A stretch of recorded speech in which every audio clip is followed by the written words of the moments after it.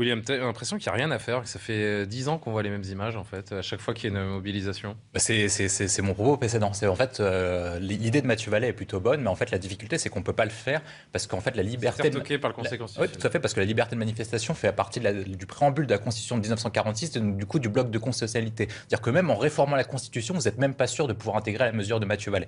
Moi j'ai trouvé une possibilité. Je pense qu'en fait le seul moyen d'agir contre les Black Blocs, c'est de les déclarer comme organisation terroriste. Pourquoi est-ce que je les déclare comme organisation terroriste? Parce que quand vous prenez la définition d'organisation terroriste, c'est faire passer un message politique à travers des violences et la terreur. Ce qui Et la font à peu près. définition, justement, des Black Blocs, enfin, déjà, le Black Bloc n'est C'est pas une c'est organisation. pas Le une Black organisation. Bloc est une technique. Oui, mais vous savez, c'est Est pourquoi. une méthode, Non, mais voilà, pour pourquoi reprendre Mathieu oui, mais Slama. quand. C'est même pas des Oui, gens, mais les Black Blocs. ouais, Ce mais ne sont pas des gens. quand vous prenez le terrorisme islamiste, on ne prend pas chaque organisation, définissant administrativement chaque organisation. Et le fait de pouvoir les déclarer, du coup, cette tactique et cette organisation comme organisation terroriste permet en fait aux policiers d'agir en dehors du droit commun pour pouvoir agir préventivement, J'entends. alors que sinon, en fait, ils doivent être en cas Là, classique, pour le c'est-à-dire coup, c'est agir. franchir un vrai cap.